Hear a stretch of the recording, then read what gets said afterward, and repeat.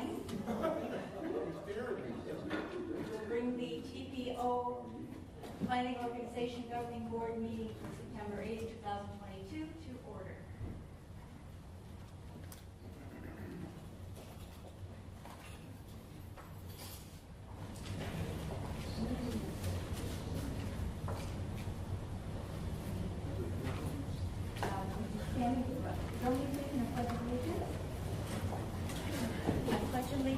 To the flag of the United States of America and to the republic for which it stands, one nation, under God, indivisible, with liberty and justice for all. Jesse,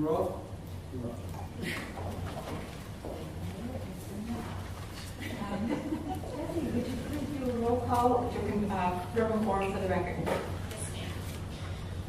Alfrey, Allender, Barton, Here. Felix, Here. Forrester, Foster, Hanley, Here. Jordan, Here. Koss, Here. Medina, Present. Minus, Here. Pritchett, Here. Robinson, Here. Smith, Here. Tobiah, Willis, Here. Young, Here. Zonka. We do have quorum, Madam Chair. All right, thank you. Thank you very, very much. Public comment. Anyone wishing to make a public comment on an item not on the agenda should complete a speaker card. Do we have any public comments for the non-agenda item? No, we do not. All right, for items on the agenda, please fill out a speaker card. We will be called on when your item is discussed. Do you have any speaker cards? No, Madam Or Chair. at all? All right. All right, we will move on to item 3 for reports, executive purpose reports. Georgiana? Great, thank you, Madam Chair. It is great to see everyone. There's a few items I wanted to bring to your attention. We have 2 more cities that have adopted Vision Zero. So congratulations to the town of Palm Shores and the city of Rockledge. So that brings us to 12 cities that have adopted Vision Zero. We heard from Lorraine Bobo, FDOT Safety Administrator, that there are only 19 Vision Zero resolutions in all of Central Florida, and the Space Coast TPO area, Brevard, has 12 of them, 12 cities, and if you count the TPO's resolution, that's 13. So she said 13 out of 19 is here in Brevard, so I think that's very impressive. It just shows that we're all pulling in the same direction and that we're working together for a safer transportation system in all ways that we can. Each city's different. We do different things. The county's different, but we're all working together, and I think that's commendable. Also, we received a letter from DOT Director Jack Atkins informing us that Federal Highway has approved the request from the TPO to add Ellis to the National Highway System. And that is on page 10 of your package. The application was submitted early last year in coordination with FDOT. And so why is that significant? It's significant because now we can apply for an infra grant, an infrastructure grant, when the notice of funding opportunity comes out probably the spring of next year, because that is a criteria for infra. So the work order for the infra grant development is also in your agenda package for approval under consent. So that will be really the first large-scale discretionary grant that TPO will be embarking on next year. Also in your package, the 2022 RAISE grant awards were announced, and Florida received 5 awards, which is really phenomenal. Typically, Florida may receive 1 or 2 nationally.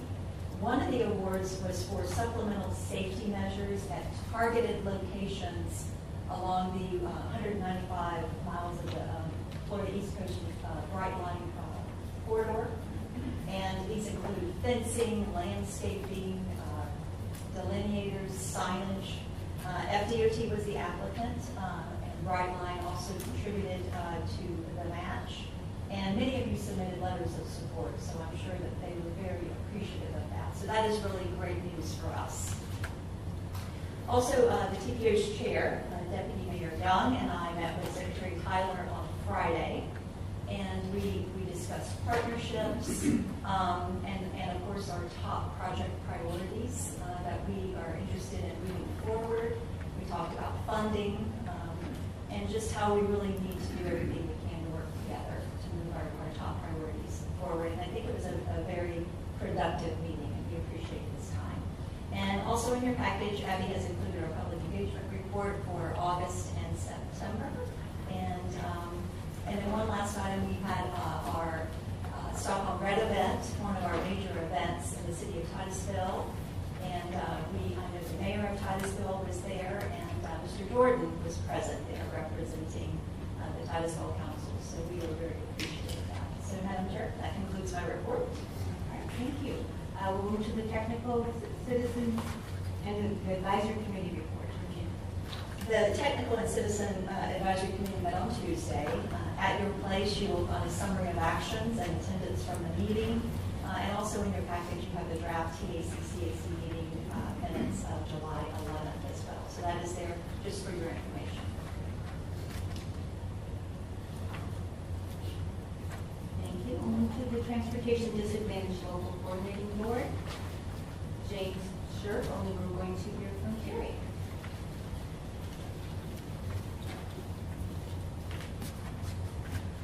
Good afternoon. Good afternoon. Sorry, guys. Good afternoon, everyone. Sorry, for Inspector Survey Transit. My report this afternoon is on the Transportation Disadvantaged Local Coordinators Board meeting that was held on August 8th. The only action item that was taken during this meeting was for the approval of prior meeting minutes. Items presented were reports on our community coordinators report, and actually reports on any outreach that Space Coast experienced in the last quarter. Performance report card was given, just showing it's highlighting a steady increase in the transportation disadvantaged population. This group is the group that pretty much depends on our service for door-to-door transit service, not the picture bus service. Continuous steady increase in individuals coming back to the service after a recent decrease in ridership. Our TD planning grant info was provided to the group as well, which is for our funds from the Transportation Disadvantaged Group. We actually had additional report cards, our all attention motion report card, or once again our CTD. We actually had a report done on our CTD audit that was just recently completed, in which we did excellent. Had, I want to say, 3 findings, and we are reporting on those findings currently. So we did an awesome job there. And the last thing that was done was the presentation of our GDP that was recently presented to this group, and then presented to the Board of County Commissioners last Board of County Commissioners meeting. And I did the report myself, just highlighting the services for Space Coast Area Transit, and our recent, once again, the same thing, continuous increase in our riders coming back to the transit system. Once again, no other actions were taken, and that is my report for the TV group. Thank you. All right, next item is Florida Department of Transportation. Anna?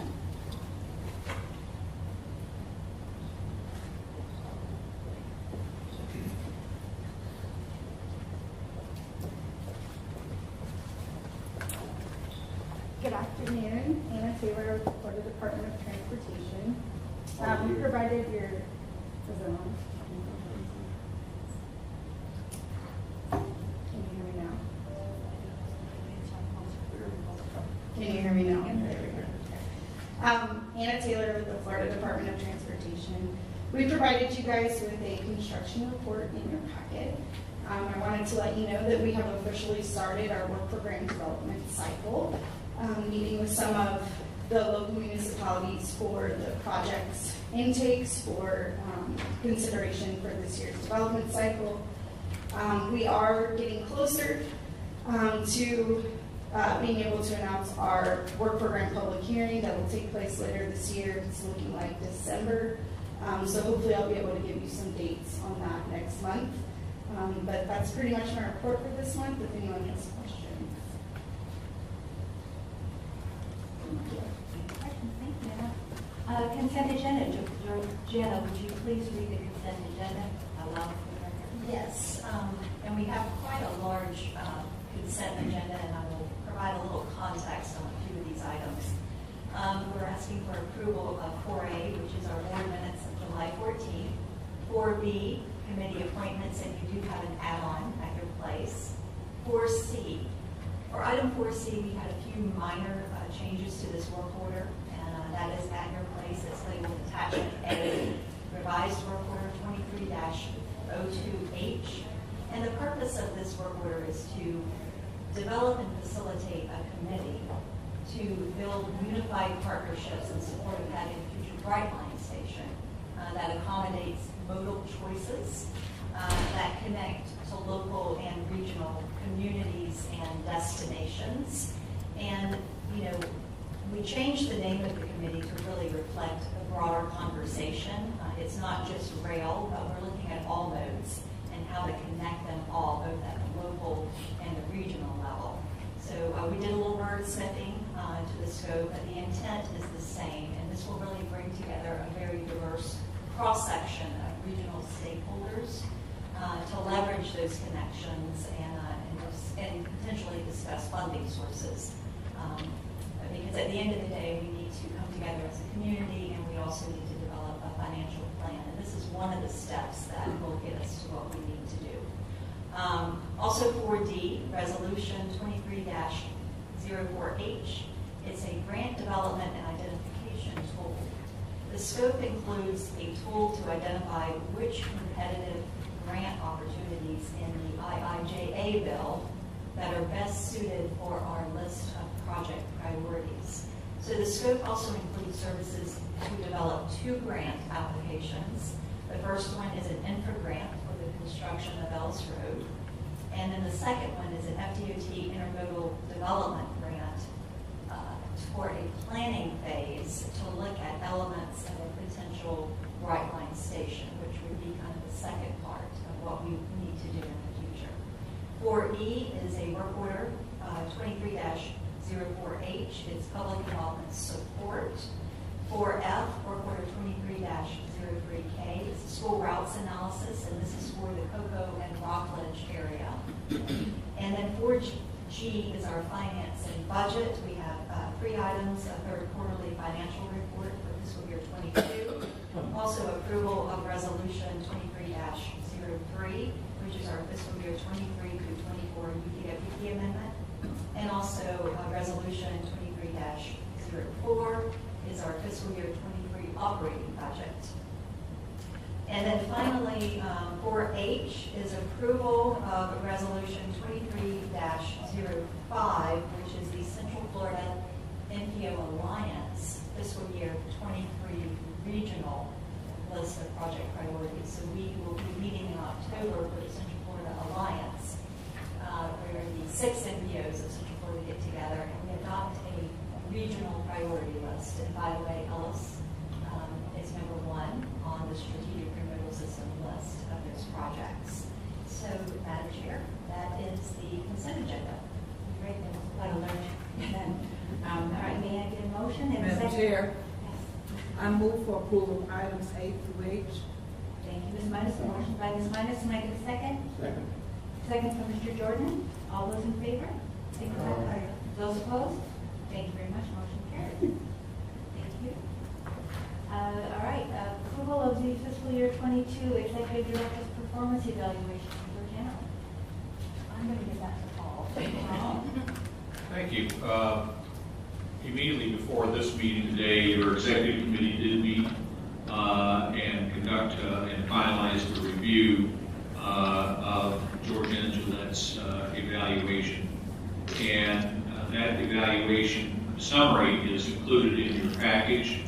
The summary indicates that on a 5.0 scale, Ms. Gillette achieved a 4.8235 rating, which is extremely high. The committee was unanimous in approving the rating, recommending it to you. In addition, there was discussion regarding a potential pay increase for Ms. Gillette. There was discussion of the fact that over the past year, There's been inflation, it's been as high as 8.5%, I think most of us are aware. Ms. Gillette, however, deferred any discussion on that and indicated that there was going to be a 4% increase COLA for all the employees, and that she felt it was appropriate from a morale standpoint, if for no other reason, to be in lockstep with the rest of the employees. So she deferred any discussion on a higher pay adjustment or anything of that sort. So what we're asking for, and that was consensus approval by the executive committee with appreciation.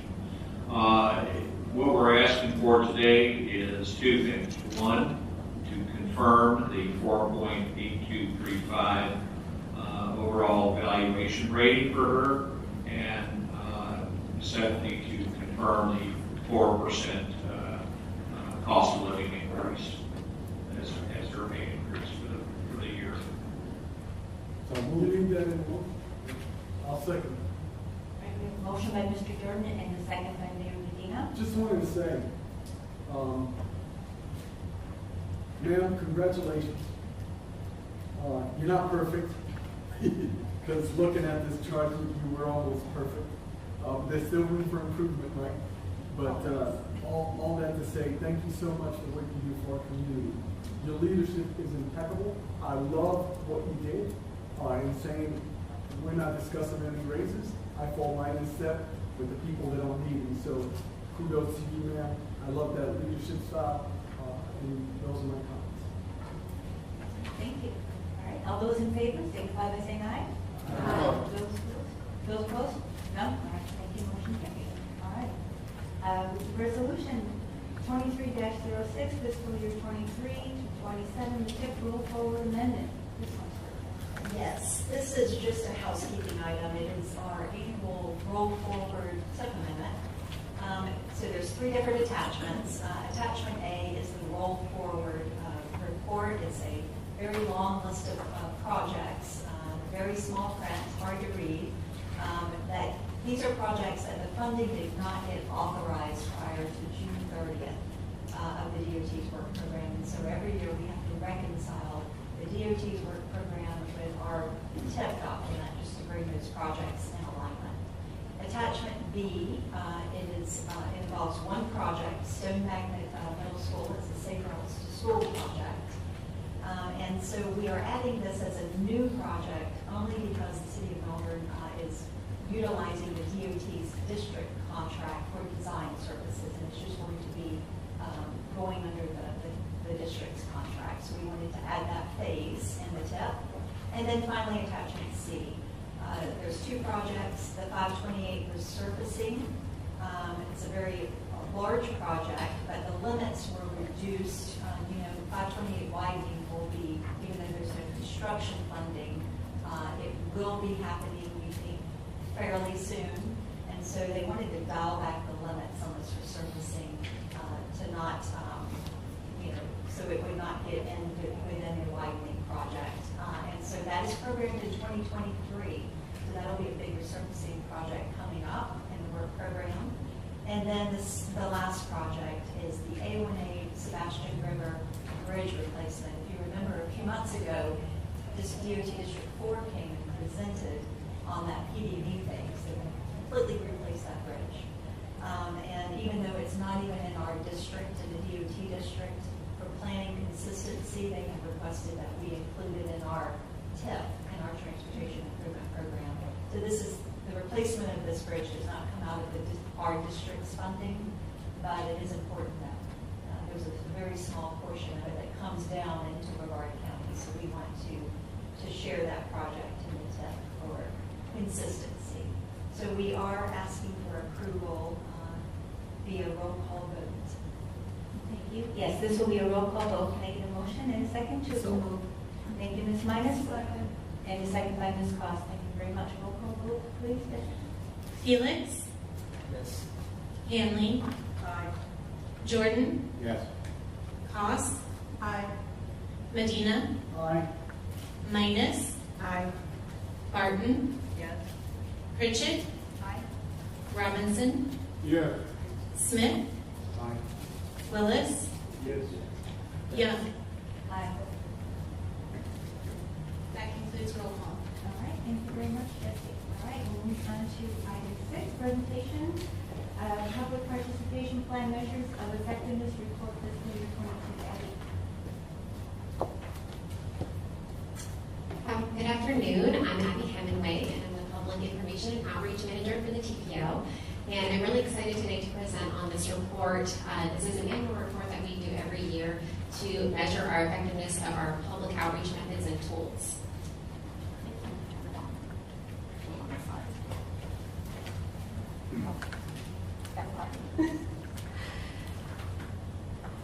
Okay, so this really should be noted just first off that this report is not a requirement, it's not mandated, such as our public participation plan, which we'll update later this fall. But this report really serves as an accountable document to help us monitor our engagement tools and to see what's working, what's not when it comes to public outreach and engagement.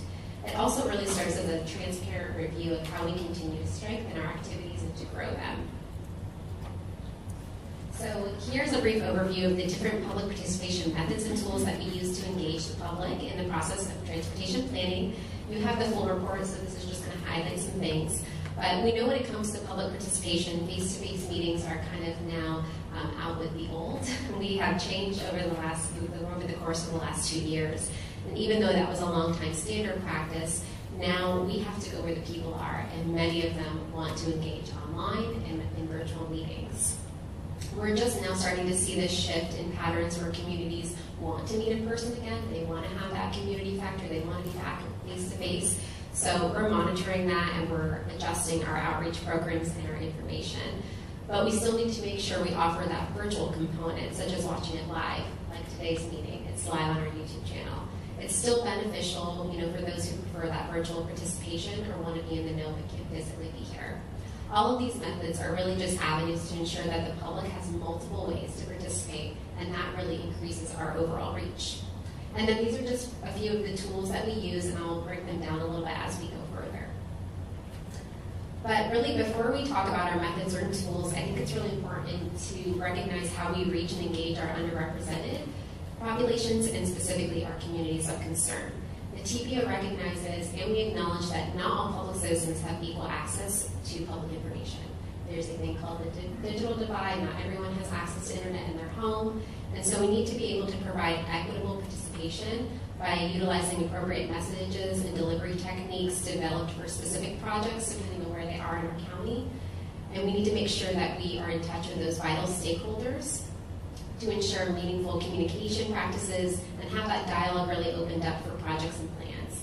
So this list details some of our primary stakeholders and agencies that we work with, but we also ensure that our public traffic safety outreach activities represent our larger communities as well.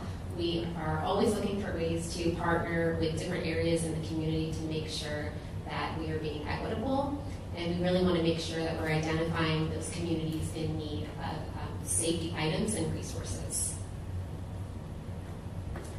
Okay, so here's a brief recap of our public participation methods. I just want to add that this summary report is not a quantitative tool. So we're really, even though we can look year to year, we have an overarching target, and of course we always want to make sure that we meet that target. But when we're comparing year to year, it's really hard for our organization because we are so project and plan based. So our numbers are going to fluctuate year to year. So for example, a plan that we had a few years ago, 3 years ago, the Bike Pad Master Plan. We had 5 huge public participation, public meetings. It's going to look a little different because we're not doing that plan this year. So I just want to stress that as you're looking year to year. You can also notice a small dip in this year's cumulative workshop open house webinar attendance. That's because last year, since we had multiple strains of COVID happen, we had to kind of reassess, and we spent more time investing in webinars and virtual presence. So overall, we still met our targets, and we continue to search for new ways to have the public engage in meaningful participation. And just a few special call-outs. I kind of like to go year to year when it comes to new methods that we're using. So here are a few special call-outs that I believe contribute to the success of our public outreach methods. You can see some visuals up here. But the first thing, we go where the people are. We cannot assume public government that people come to us. It's our responsibility to go where they are. And so we also make sure that it's our responsibility to engage and educate them, identify those pockets of where we're missing those gaps. We coordinate with trusted community partners. That's huge. We can't do this alone. So our partnerships when it comes to communication and outreach are huge. We reach out to community influencers. Over the last few years, we've been really diligent in engaging our chambers, our rotaries, our special clubs throughout Broward County because we understand that they have a sphere of influence and they sometimes can be the decision makers in the county. We also realize that it's our job that our citizens know about our opportunities where they can get involved. So this year, we launched a new newsletter called the Get Involved Gazette after a BPAC member raised a concern that they felt like they kind of weren't in the loop about all the different activities that we had. Our general newsletter started to get very lengthy and no one really wanted to scroll anymore. So we created a new deliverable that focused on outreach opportunities, something that we could send to the media to get involved, and really just more public information. That publication has had huge success in informing our audience, and we believe it's led to a lot of engagement opportunities, and we've had more volunteers come out for outreach opportunities. So again, these are just some different ways that we are trying to get out of our bubble and think outside the box. Social media, everyone's favorite topic. As of 2022, the average daily social media usage of internet users worldwide, we spend 147 minutes online every day on social media. So what is that really saying? Social media is becoming so integrated into our daily lives, it really unveils countless opportunities for businesses and organizations and government, like the TPO, who are looking to reach an audience online. The point is, if you're not online, it doesn't really matter. They're talking about you. So why not go and engage in that conversation? They're either posting about it, tweeting about it, or you can just go ahead and be a part of the dialogue. So for us, it's really our job to steer that conversation when it comes to transportation planning and traffic safety. We want to lead it in the right direction, and we want to tell the narrative of our story. One new platform that we added to our toolbox this year is LinkedIn. While once viewed as a professional social networking site, when the pandemic came in, it has now transformed a way to tell stories online. Employees are sharing their work-life home balance, and it's given us some really great opportunities. So a few highlights for us why it's been successful. It's given us an avenue to create shareable content that benefits our audience, specifically transportation planning colleagues and advocates and board members and committee members. It's been a great avenue to introduce new work products or to highlight programs we developed, and our outreach efforts are always huge crowd pleaser on there. It's given us a way to differentiate ourselves from our competitors, meaning our sister organizations such as MetroPlan, Broward MPO, we're all part of the same team, but we do things differently. And most importantly, it's given us a new way to find job candidates, which I'm sure you've heard of. It's a big area where organizations and businesses are now utilizing LinkedIn to hire. So here's a brief summary of our tools and their associated measures and their numbers, and the definitions and terms and everything are already in your report. But basically, our numbers reflect by and far that our citizens, committee members, board members, stakeholders, they all want to receive information digitally. I'm still a paper lover, but most people want to get their information online or via email. So just to pull out one of these statistics, when it comes to our digital communications, like using Constant Contact, which we use for press releases, event invites, newsletters, our organization numbers are actually higher than the average industry standard for transportation. The overall average for the industry standard is 26%, and the click rate is 0.55%. And as you can see, we're a little bit above that. Even though our click rate takes a little bit of a dip, we are looking for ways to improve our engagement through resends and integrating more videos and interactive hyperlinks.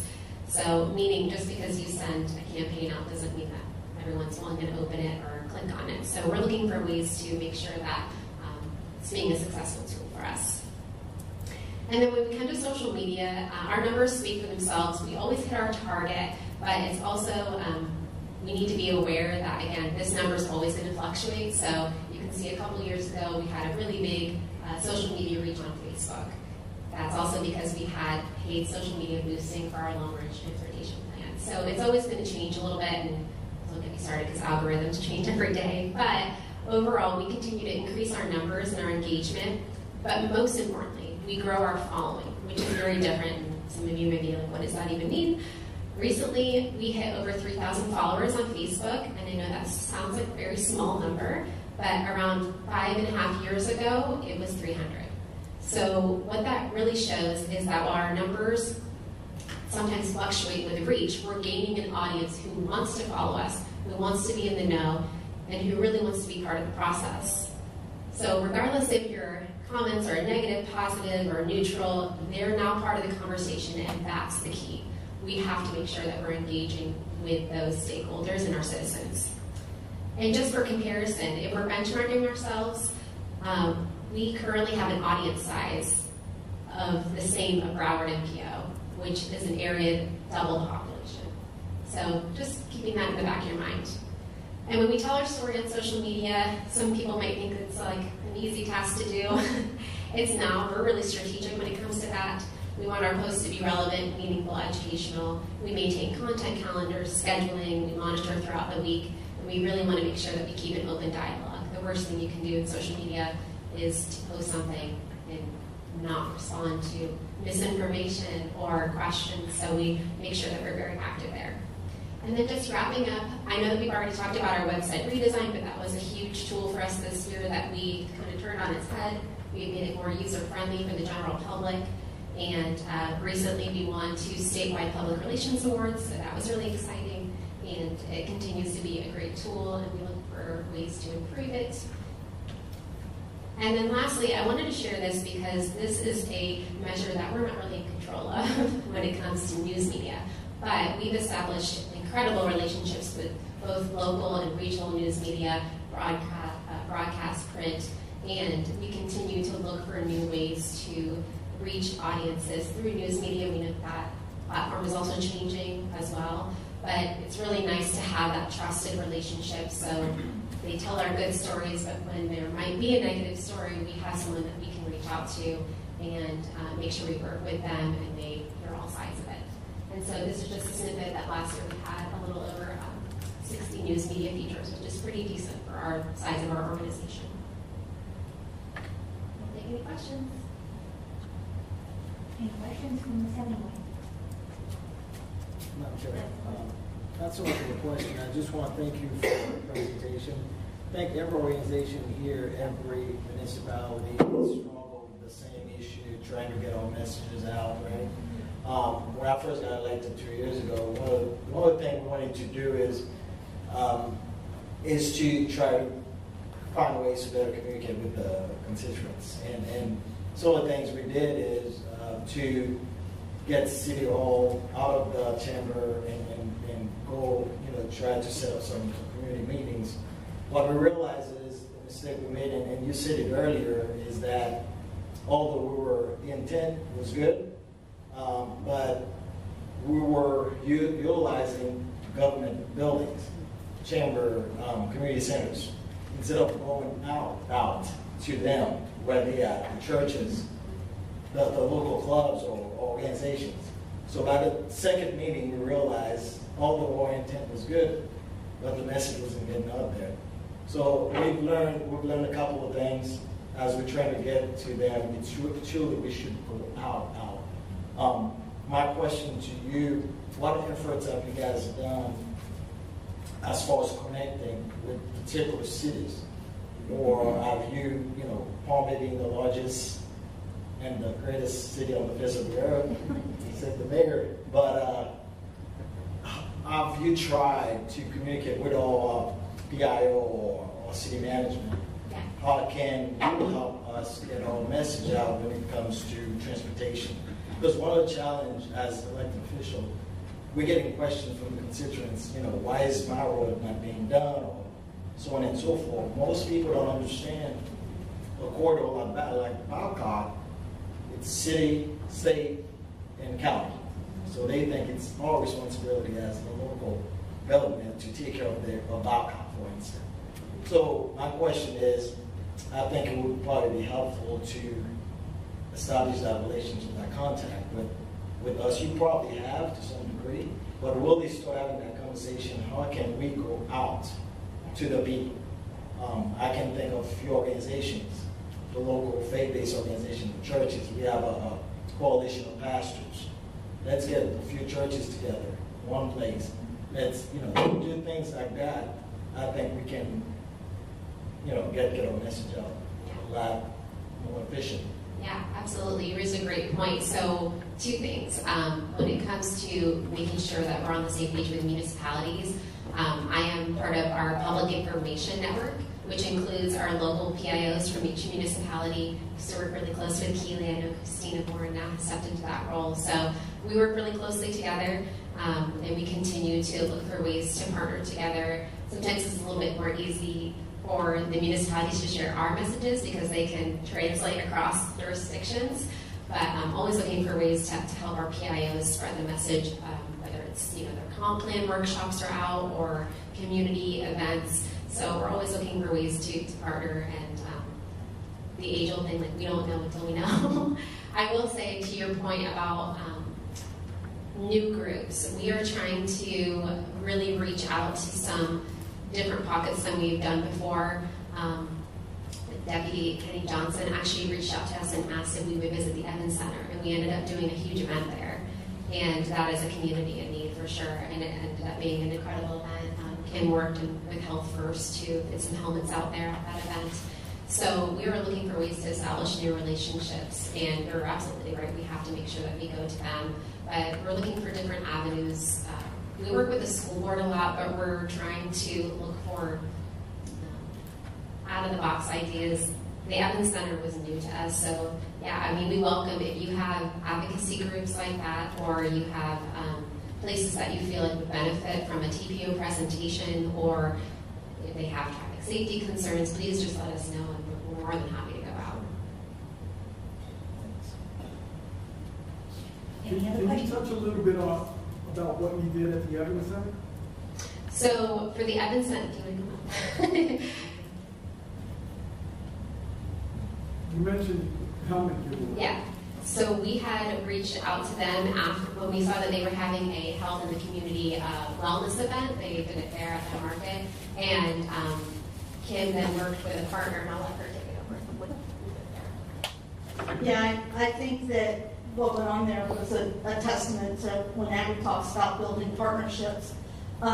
We had Health First approach us, the trauma people, because they, see cyclists come in all the time and see all kinds of injuries, and they wanted to learn how to fit helmets. So we had taught some of their folks how to fit helmets, and brought them on board, went out to the Evans Center, had a table event, we fitted helmets, we gave away bike lights and vests and different things to make people more visible. So we were out there for about 4 hours and did that. We're actually working again with that partner. This Sunday morning, we're going to be working with Health First again at the 9/11 5K at Wickham Park, and we'll be fitting some more helmets again, giving out bike safety lights and things like that. So we're willing to partner with anybody. We stay busy, and we love what we do. So, yeah. That's great to hear, because there's a huge opportunity within the city of Palm Bay.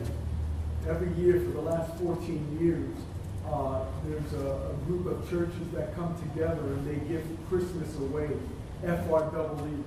And in that, they give away hamburgers, hot dogs, everything is FREE. They got rides, they got bounce houses, and part of that would be a great opportunity for you. And this is the last time they met last year. They had over 10,000 participants. And this is a gathering where most children have come, and they are at-risk children, the majority, right? So I think this would be a great opportunity for you guys to really do an outreach. And word has it, I can probably link you up with the people that organize it. Well, and just so you know, pre-COVID, I think it was 3 years, we were out at Center Point Church that does the big back to school, and I think each year we gave 200 to 300 helmets away at those events each year. So we have been out there, and we're actually going to partner with Palm Bay hopefully again this year for our school bus safety week, which takes place next month. So I'll link you guys up with the family Christmas extravaganza. You can actually Google that and see how successful that event has been. They have their own website too.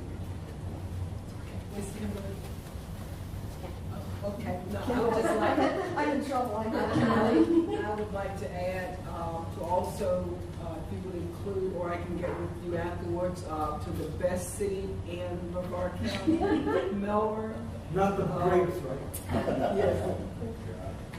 Okay, the greatest.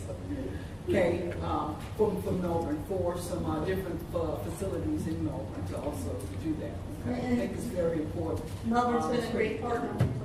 Yes, yes, to reach the outreach kids, it doesn't matter where they are, but they're still, we still reach everyone. Okay, so I appreciate I'm that. happy to take all your suggestions. Thank And you. just for the sake of the battle, I live in Melbourne myself. Any other questions for Abby? It was a great presentation. Thank you very much. All right, moving on down. Item 7, we're getting ready to adjourn. Our next meeting is October 13th, right here. Any other comments for the good of the order? Madam, Yes, ma'am? if I may, we have someone whose birthday is coming up and like to acknowledge Councilman Robert Jordan's birthday is coming up. So give him kudos. Happy birthday. Thank you. Also keep the You want to ask me how old I am? No, 40. I wasn't going to do that. I'm going to tell you because I can't believe it myself. Okay. You ready? How old are you, Mr. Jordan? Well, on Sunday, I'll be 65. Oh, youngster. I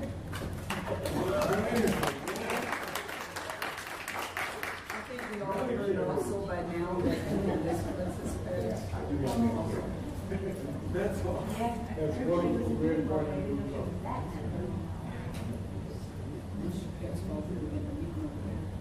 Okay, all right, so a motion to adjourn? So moved. All right, we are adjourned. Thank you very much. See you on the 13th, right here.